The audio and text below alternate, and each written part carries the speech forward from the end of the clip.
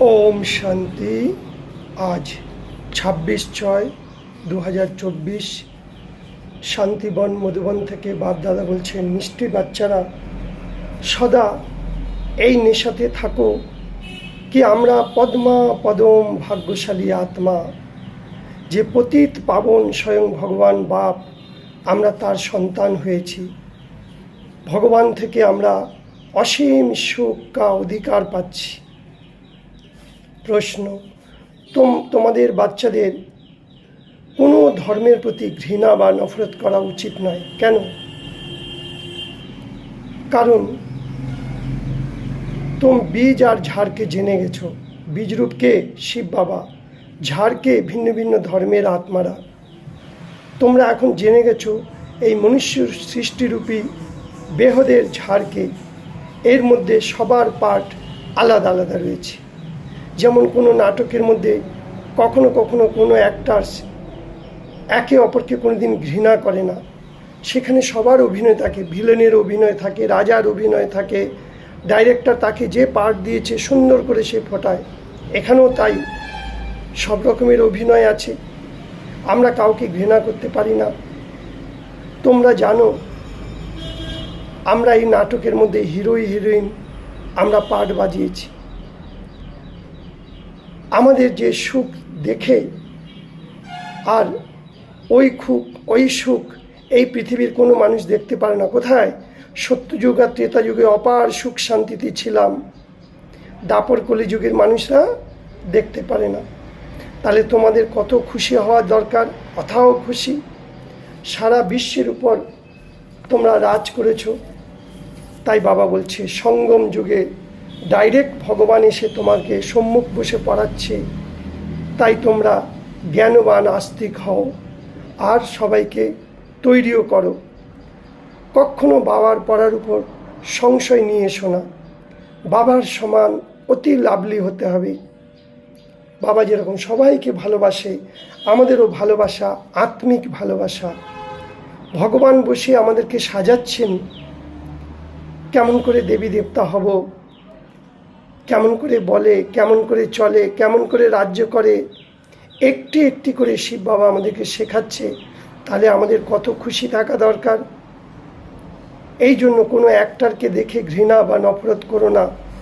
প্রত্যেকের ড্রামাতে part, accurate part আছে। 84 জন্মের 84 ফেস, 84 অ্যাক্টর আলাদা আলাদা সব। वरदान सेवाओं की प्रवृत्ति में रहते बीच बीच में एकांतवासी बनने वाले अंतर्मुखी भव।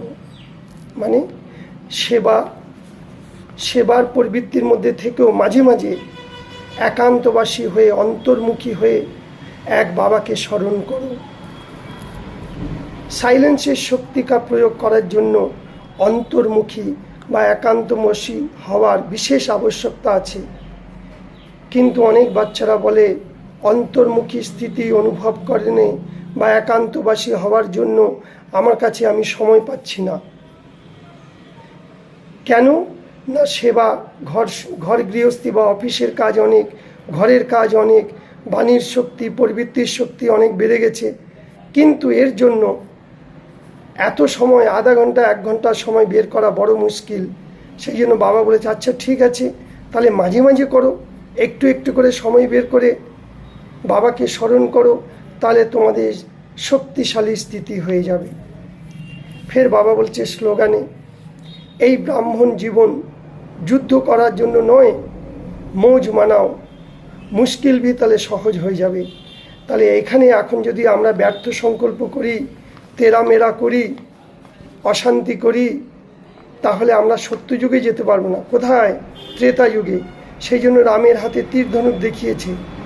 এখানে যদি আমরা রাজা বাচ্চা, বাবা আমাদের রাজা বানাতে এসছে, এখন যদি আমরা বাবা যে রোজ রোজ মুরলিতে শিক্ষা দিচ্ছে, শ্রীমত দিচ্ছে, সেগুলোকে যদি পালন করি, তাহলে আমরা ভবিষ্যতে রাজা হব। এখানেও আমরা অথাও মৌজ মানাবো, আনন্দ পাবো। কিন্তু কাউকে যদি দুঃখ দিয়ে দেখবে, ঝগড়া করি, তখন তোমার মন খারাপ হয়ে যাবে, মুড খারাপ হয়ে যাবে, কোনো কিছুই ভালো লাগবে না। এই জন্য বাবা বলেছে যুদ্ধ করো না, যুদ্ধের বজায় আনন্দ করো, হ্যাঁ, তাহলে সব মুশকিল সহজ হয়ে যাবে। বাবা বলছে আজকে তোমরা একে অপরের সাথে যখন মেলো ওম শান্তি বলো, ওম শান্তি বললেই বাচ্চাদের পুরো নলেজ এসে গেল। ये सारी बुद्धि में आ जाना चाहिए, কারণ ওম শান্তির মধ্যেই আদি মধ্য অন্তের জ্ঞান লুকিয়ে রয়েছে। বাবা হলো মনুষ্য সৃষ্টিরূপী বীজ। বাবা বীজরূপ বাবা আমাদেরকে লালন করছে, পালন করছে, আবার কেমন করে বিকর্ম বিনাশ হয় বাবা সেটাও শেখাচ্ছে। তাই বাবাকে বলা হয় কল্পবৃক্ষ। কল্পবৃক্ষের যে কোনো গাছ রুলে দেখবে প্রথমে দুটো পাতা বেরোয়। প্রথম পাতাকে ব্রহ্মা সরস্বতী জগদম্বা মা, তারপর সেখান থেকে আমরা বেরিয়েছি, পালনা হচ্ছে, তারপর ধীরে ধীরে বৃদ্ধি হচ্ছে, পুরো ধর্মের আত্মাগুলো আসছে দাপর যুগ থেকে। মুসলমান ধর্ম, খ্রিস্টান ধর্ম, বিশাল ঝাড়। এই আদিমধ্যের জ্ঞান একমাত্র আমাদের মধ্যে আছে, কারণ বাবা হলো চৈতন্য বীজ। বীজরূপ বাবা থেকে আমরা সব জেনেছি। কিন্তু এই অকুপেশন আদিমধ্য অন্তের বা ব্রহ্মার বা শিব বাবার রাজ আজও পর্যন্ত পৃথিবীর কোনো মানুষ জানে না। তোমরা এখন জেনে গেছো, সেই জন্য তোমরা বাবাকে ডেকেছিলে পতিত পাবন বাবা এসো। তা বাবা এখন এসে গেছে, এখন তোমরা বাবাকে স্মরণ করো। কিন্তু অনেকে বলে যায় বাবা ভুলে যায়। আরে এত সুন্দর বাবা যে এত সুন্দর জীবন তৈরি করছে, এইরকম বাবাকে আমরা ভুলতে পারি? এ তো কত সৌভাগ্যের কথা, কত ভাগ্য তৈরি করছি আমরা কি শিব বাবা ব্রহ্মা শরীরে এসে আমাদেরকে নতুন জ্ঞান দিচ্ছে, সুন্দর জীবন তৈরি করছে। এইরকম বাবাকে তো আমরা কোনোদিন ভুলতে পারি না। তাই বাবা বলছে তোমরা সদর্শন চক্রধারী, তোমরা হলে রাজ ঋষি।